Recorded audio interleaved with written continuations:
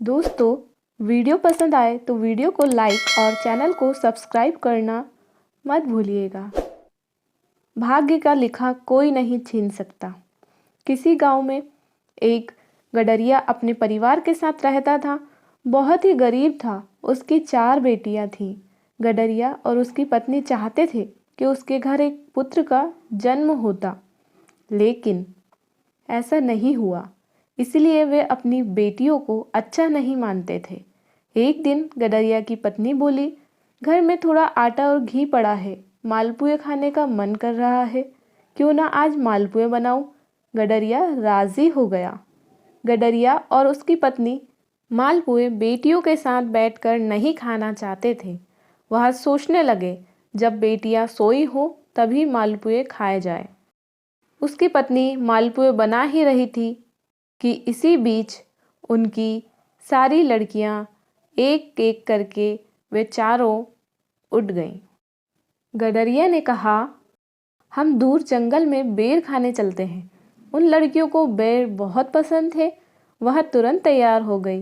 गडरिया उन चारों लड़कियों के साथ जंगल चल दिया। गडरिया अपने साथ ओढ़ने के लिए बहुत बड़ा कंबल भी ले गया। वहाँ बहुत सारी बेर की झाड़ियाँ थीं। उसने चारों बेटियों से कहा, तुम इधर बेर खा लो और मैं उधर बैठा रहूँगा। जब तुम बेर खा लोगी तो तुम मुझे यहीं पर मिलना। लड़कियाँ पेड़ से बेर तोड़ते तोड़ते काफ़ी आगे चली गईं। गडरिया ने वहाँ एक झाड़ी के ऊपर अपना कंबल डाल दिया। दूर से कंबल देखकर यह लग रहा था कि वहाँ कोई आदमी बैठा हुआ है। गडरिया को तो मालपुए खाने की पड़ी थी। वह उन चारों लड़कियों को छोड़कर घर वापस आ गया। घर आकर उसने और उसकी पत्नी ने मालपुए खाए।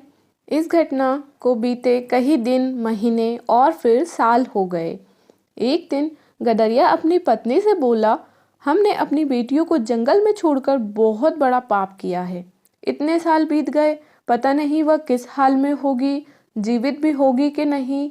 फिर उसने अपनी पत्नी से विचार विमर्श कर वह अपनी लड़कियों को ढूंढने जंगल चल पड़ा। वहाँ उसने आसपास के लोगों से पूछा, पर उसे कुछ भी नहीं पता चला। गडरिया और आगे बढ़ता गया। कुछ दूर चलने पर उसे कुछ हड्डियां दिखाई दी। उसे विश्वास हो गया कि जंगली जानवर उसकी बेटियों को खा गए होंगे। वह वहीं बिखल बिखल कर रोने लगा। थोड़ी देर बाद उसे उस रास्ते पर घोड़े पर सवार एक सुंदर लड़की दिखाई देती है। गडरिया को रोते देख उसने पूछा, आप कौन हैं और क्यों रो रहे हो? गडरिया ने उसे सारी बात बता दी। गडरिया की बात को सुनकर वह लड़की मुस्कुराई और बोली, मैं आपको एक कहानी सुनाती हूँ। लड़की ने कहानी सुनाना शुरू किया। एक बार 4 लड़कियों को उसके पिता जंगल में ले गए। पिता ने एक झाड़ी के ऊपर एक कंबल रख दिया। लड़कियां दूर से ही उस कंबल को अपना पिता समझती रही। उन लड़कियों ने खूब बेर खाए और कुछ अपने माता पिता के लिए भी रख लिए। जब घर जाने का समय आया तो उन्होंने देखा कि उसके पिता उन्हें छोड़कर जा चुके थे। उन्हें घर का रास्ता मालूम नहीं था। अंधेरा होने वाला था। वह जोर जोर से रोने लगी। तभी उन्हें घोड़े पर सवार आता हुआ एक आदमी दिखाई दिया। उन्होंने घुड़सवार को सारी बात बता दी। घुड़सवार बोला, मैं यहाँ का राजा हूँ। राजा ने उन चारों बहनों को घोड़े पर बिठाया और अपने राजमहल ले गया।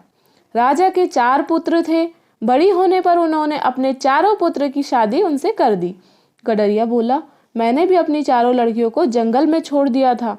तुम्हारी कहानी कि लड़कियों का तो राजकुमार से विवाह हो गया। मेरी बेटियां पता नहीं कहाँ किस हाल में होगी, वह जीवित भी होगी या नहीं। तब वह लड़की बोली, आप मेरे साथ चलो, क्या पता आपको अपनी खोई हुई बेटियां मिल जाए। गडरिया उनके साथ चल दिया। वे दोनों एक राजमहल में पहुंचे। उन्होंने उस गडरिया को अतिथि कक्ष में बैठा दिया। थोड़ी देर बाद उस लड़की के साथ 3 और लड़कियां अतिथि कक्ष में पहुंची। उन लड़कियों को देखकर गडरिया सोचने लगा, अगर आज मेरी बेटियां जीवित होती तो शायद इन्हीं की उम्र की होती। इन चारों लड़कियों की शक्ल और सूरत भी मेरी बेटियों से मिल रही है। हो सकता है यह मेरी ही बेटियां हों। मुझ गरीब की बेटियां और इस राजमहल में? नहीं नहीं, ये नहीं हो सकता। मेरी बेटियां नहीं हो सकती। तभी एक लड़की बोली, पिताजी, जिस मालपुओं को खाने के लिए आपने हमें बेर के जंगल में छोड़ दिया था, क्या वह मालपुए अभी भी बचे हैं? लड़की की कही इन बात से गडरिया आश्चर्यचकित रह गया।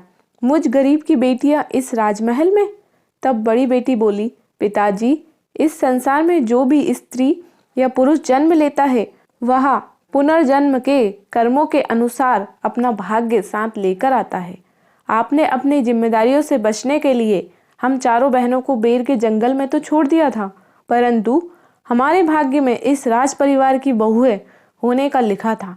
गडरिया अपनी लड़कियों को जीवित देखकर बहुत खुश हुआ और अपने दुष्कर्म के लिए उसने उसकी बेटियों से क्षमा मांगी।